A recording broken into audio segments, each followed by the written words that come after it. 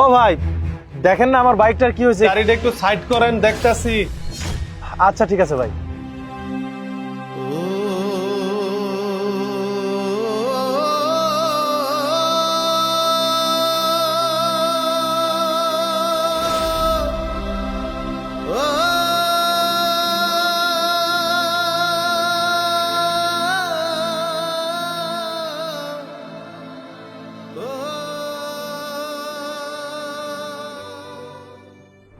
কি হয়েছে ভাই বলেন। ভাই বুঝতে পারতেছি না কি হয়েছে, হঠাৎ করে রাস্তায় স্টার্ট বন্ধ হয়ে গেল। আমার আর্জেন্ট ভাই, একটু দেখেন না। আচ্ছা ঠিক আছে, আমি দেখতেছি। ঠিক আছে।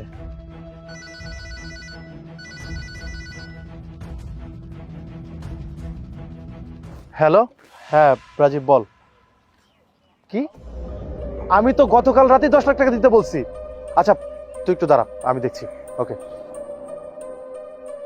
হিমু, আমি তোমাকে রাজিকে 10 লাখ টাকা পাঠাতে বলছিলাম, পাঠাইছো? ও শিট মারুফ, আমি তো ভুলেই গেছিলাম, সরি। সরি মারো না। এই আমার ব্যবসা 12টা না বাজালে তোর হয় না, তাই না? এই বাসায় কি করিস সারাক্ষণ? খালি শুয়ে বসে থাকিস আর ঘুম পারিস না? এই তোর এত সমস্যা কেন? মারুফ প্লিজ চুপ করো, এরকম জায়গায় এত চিল্লাচিল্লি করো না। আমরা বাসায় যে কথা বলি, তুমি বাসায় যে যা খুশি তাই করো। চুপ করো মানে হারামজাদি। এই কি করিস তুই? এই করিস কি? করিস কি হ্যাঁ? প্লিজ আল্লাহর দোহাই লাগে তুমি চুপ করো, এখানে এরকম করো না। আমরা বাসায় যাই, বাসায় যেয়ে কথা বলি। বাসায় যাব না? বাসায় যাব, তোকে আজকে এখানে পুরো কবর দিব জিন্দা তোরে আমি। এই এই এই তুই কার গায়ে হাত দিছিস? তুই জানিস তুই কার গায়ে হাত দিছিস? তোরে তো আমি আজকে মাটির মধ্যে পুঁইতা ফেলাম। এই কে রে তুই? আমার বউকে আমি মারবো, কাটবো, যা মন চায় তাই করবো। তুই এত জলে কেন? হ্যাঁ এত জলে কেন তোর? আমার জলে কেন? দাঁড়া। খবরদার তুমি আমার স্বামীর গায়ে হাত তুলবা না। হিমু অনেক হয়েছে। এই জানের বাচ্চাটা জানে না কার গায়ে হাত তুলেছে। আমি আজকে ওকে শেষ করে ফেলাবো। মেক প্লিজ, তোমার মারতে হয় আমাকে মারো, ওর গায়ে হাত তুলো না প্লিজ।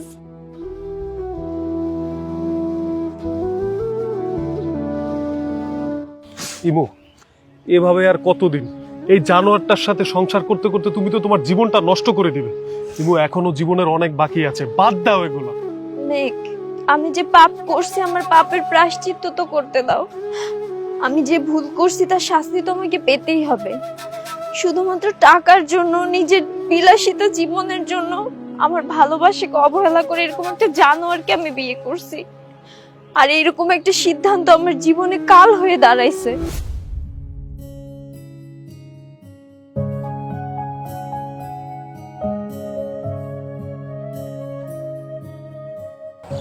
কি ব্যাপার, হঠাৎ কি হলো আজকে? তোমাকে আজ বিয়ের সাথে দেখতে খুব ইচ্ছা করছে। আমার এসব ফুল টুল ভালো লাগছে না, তোমার সাথে আমার কথা আছে আর্জেন্ট। আর্জেন্ট কি কথা? আচ্ছা তোমার বাসায় কথা বলেছিলে আমরা বিয়ে কবে করছি? আমি তোমাকে বিয়ে করছি না মেঘ। তুমি আমার সাথে মজা করতেছো তাই না? মজা করছি না, আমি সত্যি বলছি। আমি তোমার কথা বিশ্বাস করি না, কারণ এরকম দুষ্টামি তুমি প্রায় সময়ই করো। তুমি আমাকে ভালোবাসো, আমি তোমাকে ভালোবাসি। ভালোবাসা তোর মতো ফকিন্নিকে? আচ্ছা তোর কি যোগ্যতা আছে আমার মতো একটা মেয়েকে বিয়ে করার? তোর মতো একটা ফকিন্নিকে ভালোবেসে আমি জীবনের সবচেয়ে বড় একটা ভুল করছি। আমার জীবনে অনেক টাকা দরকার, আমার বিলাসিতা জীবন দরকার। তুই নিজে তো 3 বেলা খাইতে পারিস না, আমাকে বিলাসিতা জীবন কই থেকে দিবি সেইটা তুই বলতো। আমি ভাবছি এতদিনে তুই হয়তো কিছু একটা করতে পারবি, কিন্তু না, এতদিন থেকে শুধু শুনেই আসতেছি তুই কিছু একটা করবি, কিছু একটা করবি, কিন্তু তুই সেটা করতে পারিসনি। তাই তোর সাথে আমার আর থাকা সম্ভব না। ইমু তুমি বিশ্বাস করো, আমি তোমাকে ভালোবাসি, আমি তোমার জন্য সব করব, আমি তো চেষ্টা করছি। তুমি আমাকে ছেড়ে গেলে আমি বাঁচবো না ইমু। আমার হাতটা ছাড়, ফকিন্নির বাচ্চা কোথাকার।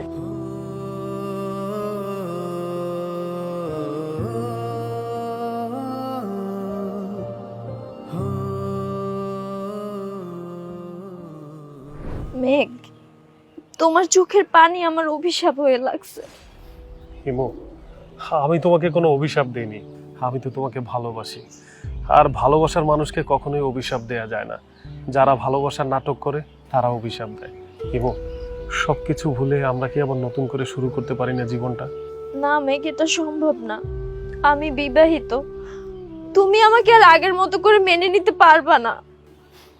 কি বলছো তুমি? তুমি বিবাহিত তাতে কি? বিয়ে করলে কি হয়? মানুষের জীবনে কিছুই হয় না। বিশ্বাস করো ইমু, আমি তোমাকে অনেক ভালো রাখবো। আমি এখন অনেক ভালো আছি। দেখো, এই গ্রেজ আমার আমার আর কোনো অভাব নাই, শুধু তোমার অপূর্ণতা। প্লিজ তুমি আমার জীবনের সাথে এক হয়ে যাও।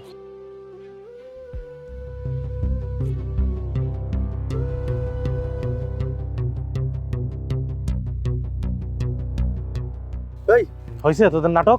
এই, তুই যদি আর একটা কথা বলিস না, তোকে আমি মাটিতে পুঁতে ফেলবো। সোজা এখান থেকে চলে যা। ইমু, কি বলো? ও যা বলছে একদম ঠিক বলছে। তোর মতো একটা জানোয়ারকে বিয়ে করে আমি জীবনে সবচেয়ে বড় একটা ভুল করছি। আমি একটা জিনিস ঠিক বুঝতে পারছি, জীবনে সুখে থাকতে চাইলে টাকাটা ইম্পর্টেন্ট না, ভালোবাসাটা অনেক বেশি ইম্পর্টেন্ট। ও, তোমাকে ধন্যবাদ। তুমি এতদিন আমাকে মেরে মেরে সঠিক একটা শিক্ষা দিয়েছো। চলে যাও আমাদের সামনে থেকে।